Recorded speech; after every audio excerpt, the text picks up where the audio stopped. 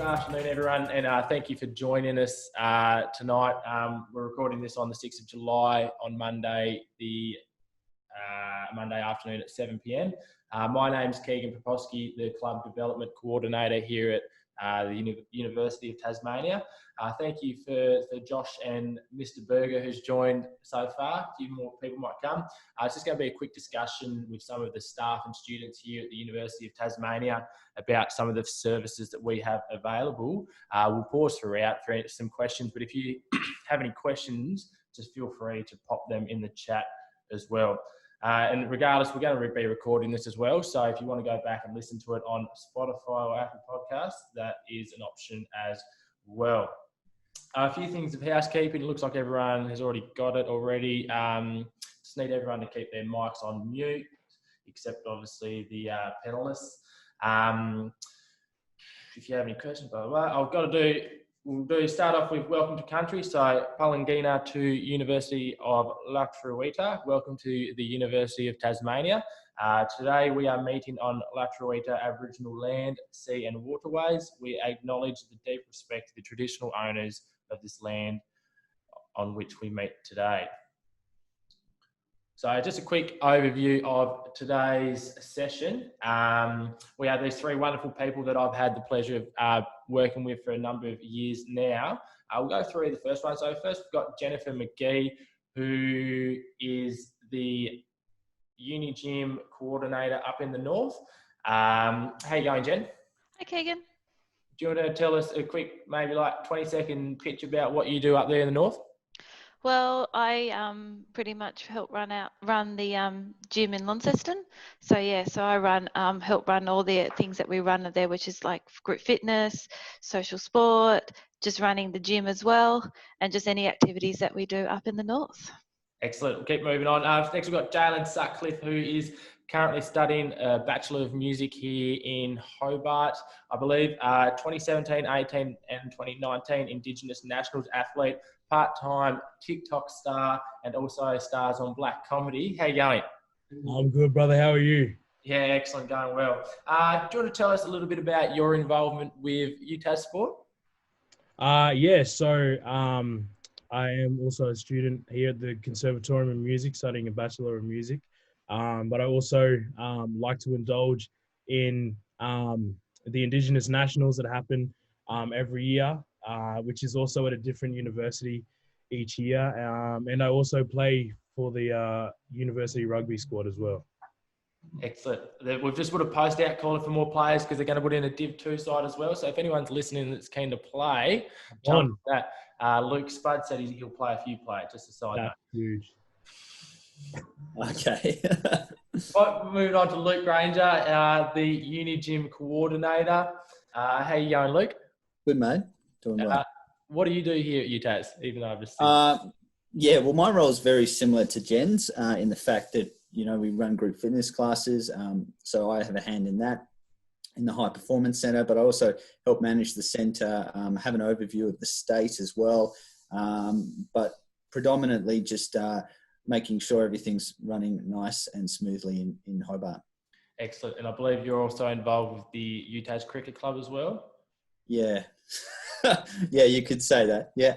Excellent. So that's our three guests today. So if you have any questions for any of those, pop them into the chat and we'll ask those throughout. Moving straight into, I forgot to add this slide. Just the plan is we're going to go through Unigym, then social sport. You can see it there. We're going to go through it pretty quickly. If you want to delve into a little bit more information, it's all going to be on our website, utas.edu.au/sport as well. So if we're going through it too quickly or you just want to find a little bit more information, do feel free to email us, but it is all on our website as well. All right, straight into it. Unigym. Luke, do you want to tell us a little bit about Unigym? Well, our gym is situated on the Sandy Bay campus. This is pre-COVID, we'd have around 60 classes a week. Currently, we're just operating a little less than that. But we have all your classes from your traditional Pilates, yoga, spin classes, boxing, and then we move into the Les Mills area as well. So we run Les Mills classes for those who know that. We also have the High Performance Centre, which is for our elite athletes, but we also run classes there, so strength and conditioning classes in that space as well. Alongside all of our group fitness, we have our weights and cardio area. So that's obviously very popular. We've got basketball court, we've got squash courts, we've got tennis courts, we've got a full dojo. So yeah, we've got the works. Is that pretty similar for you in the north, Jen? Yeah, very similar. I said in the north, we run group fitness classes. As Luke said, we run more mixture from like the yogas to the Les Mills to the high intensity classes. Yeah, we have basketball court, we have weights and cardio, we have a dojo as well, run personal training. Yeah, so very, very similar from the north to the south. Yeah, sweet. I can see I've popped up some of the services they've got there, and the prices for students at Unigym. I don't think there's a cheaper centre anywhere else. Maybe you first, Luke. What are some of the benefits that you see for a student who might choose to join a Unigym? Yeah, well, apart from obviously the health and fitness benefits that students will gain from coming to the gym, I see definitely a sense of community when students come to the gym. So whether we're talking international students or domestic students, when they're coming to the gym and participating in the classes, you know, they leave feeling really good, but they build relationships as well. So that's one huge thing that I think I'm very proud of Unigym about, is that it does have a really good, strong student community in the gym.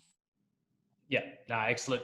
And Jen, can you only go to one centre if you've got a membership? So if I'm in Lonnie, can I go to Hobart as well? Or? Of course you can. So the centres, I mean, you join at the centre that you are living at, or this area that you're living at.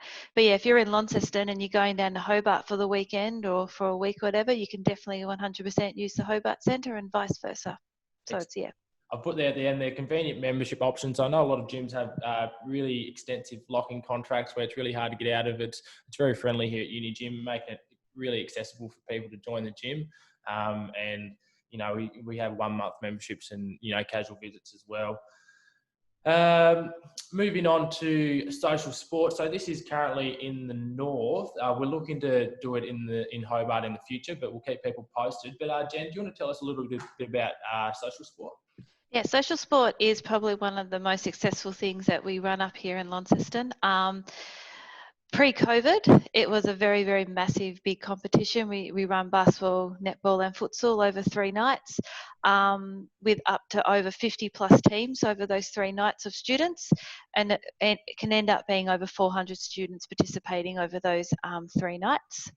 The benefit of social sport is that it's free for students to play. So you don't actually have to pay anything for playing. And we're probably one of the only unis that do that. And it's quite a big benefit. And again, it's great because you can play with your friends, or you can also then or meet new people, because and that's how it kind of works. This semester we are running it just a little bit smaller, again, just regarding all the COVID-19 stuff. So it's all going to be very safe and all that sort of jazz, how we're going to run it. But it's just going to be run a little bit smaller. So we're going to run it over 2 nights. So basketball and netball on one night and futsal on the other. So basketball, netball on a Monday and futsal on a Tuesday. So it's just going to be a little bit of a smaller competition. In Launceston, we've also got the benefit of using the human movement court as well as the Unigym court. So we can spread the games over 2 courts, which is a bonus of being able to have more teams. And registrations will open next week. So keep an eye out and you guys will be able to register and play. Excellent. So if I was a new student on campus, and I probably haven't had a chance to meet anyone yet, am I still able to join that social sport competition? Of course you can. We try to enter teams which we call just teams for people who don't know a lot of people. So one of the questions when we get you to register is, do you have a team or do you want to be put in a team? So we can definitely find you a team to put in and play. Excellent. Like we said, it's hopefully going to come to Hobart as well. It's working really well in the north, and it's just such a community aspect there. All those Monday, Tuesday, Wednesday nights that I've been involved with it, and you just end up meeting people from completely different faculties. So it's a good networking opportunity as well. Moving on to sporting clubs. So, as you said before, Jalen, you're part of the rugby club. Do you find that being part of the club has been beneficial for you in your study or employability or anything like that? Or I think it's been beneficial in the way, in the aspect of being able to meet new people, especially coming from interstate, from Queensland. Coming down here to Hobart, where it's a new territory, new country, I don't really know a lot of people. Being able to find a sport that I love and that I grew up playing back home down here has definitely helped with being able to meet people and be more at the uni and understand the university and everything like that. And I've loved my time at the rugby club, and it's given me love back since being a part of it, which has been good. no, awesome. And did your competition, is that statewide as well? Yeah, statewide. So we would play teams from Devonport and Burnie and Launceston, as well as around surrounding areas in Hobart. No, also, I think one of the biggest aspects of sport, which I think you've already mentioned, is like you just meet a lot of people, and then it's obviously been proven that for networking and employability, your grades are more likely to be better if you're involved in sport as well. So I was going to get Luke to touch on a bit from the cricket club, but he's had to bail. Jen, the northern clubs, which ones do we have in the north? We got football, ultimate frisbee, volleyball, and then there's obviously TU affiliated clubs. Do you have anything to comment about the northern clubs? As I said, the northern clubs at the moment, the main couple clubs are the football club and the frisbee club that we have up here. So they have particular nights every week that they train on our facilities, and they get involved in competitions and stuff as well. So it's a big community atmosphere.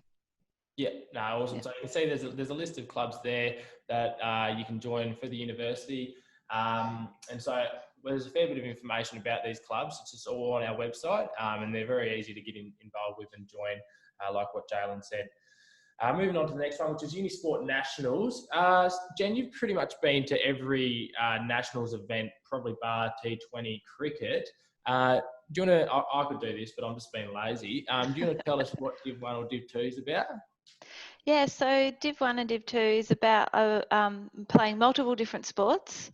So you can join in, or you basically become part of a team of the sport that you do. So whether it's hockey, futsal, sailing, you can try out for those teams or become part of those teams.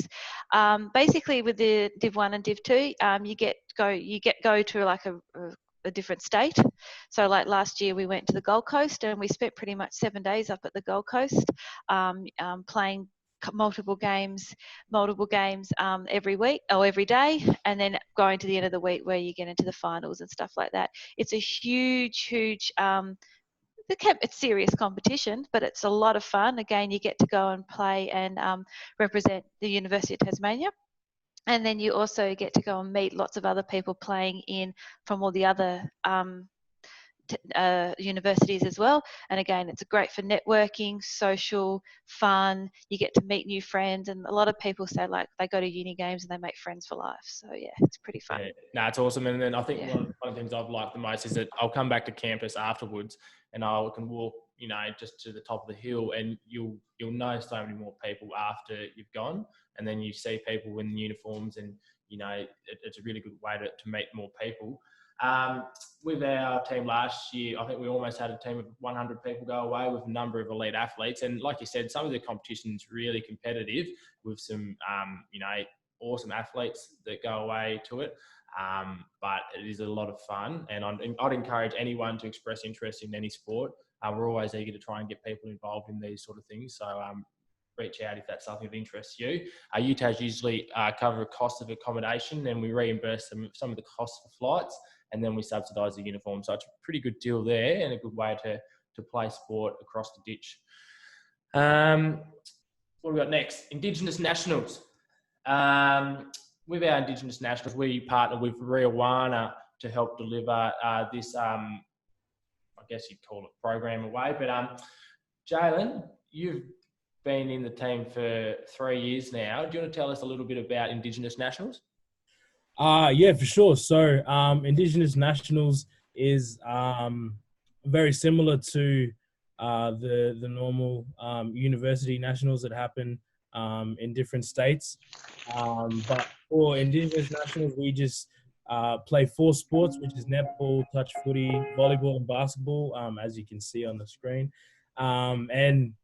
Yeah, so what it is just, just young Indigenous mob from different universities coming together and having a whole week together to meet each other, to connect, to reground ourselves as Indigenous people studying at universities, and just to have fun, not only to represent your university, but to even meet some of your cousins or your family members that are also studying at other universities that also get to be a part of the Nationals tournament. It's really good to, after, I guess, a few months of studying to head away with your university and then to also see family and play against them as, I guess, connection and everything like that as Indigenous people and Torres Strait Islander people is very, very big to us. So, and it's a big cultural background as well with connecting and family. And so coming away to this, it's awesome, and I love it every year. It's always so empowering going away to see what other Indigenous people and students are studying and what they're doing, and how we're slowly getting out in the world and making good change and great change. And yeah, I love it. Jen, which one do you prefer? You've been to, I guess, all 3, Div 1, Div 2, or Indigenous Nationals? I think they've all got their merits. I think they've all got fantastic positives for all of it. Like Div 1, as said, serious competition, amazing athletes, you get to see some amazing games and competition. Div 2 is exactly the same as this, but it's all about coming together and making friendships. But with Indigenous, I think, as you're saying, it's love, it's fun.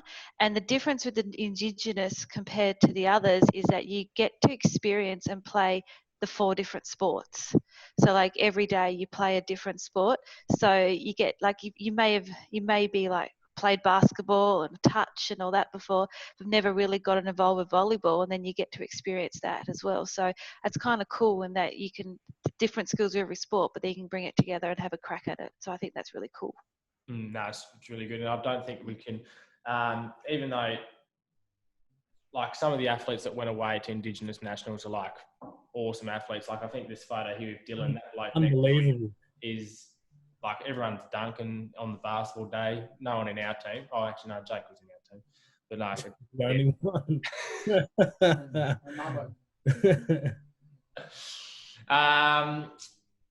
I've got here quite like it's hard to explain what it's like, but like I've said, a lot of love, a lot of camaraderie, and obviously you've already touched about what you love about it. For someone who may be interested, Jalen, what is involved, I guess, pre-competition in regards to like training and and that aspect of it? So leading up to Indigenous Nationals, there'll be a group page made where everyone will meet, or I guess talk to one another or see one another, and then we'll be able from there be able to sort out training days where we can all come together, whether it be mob from here in Hobart or mob from the north.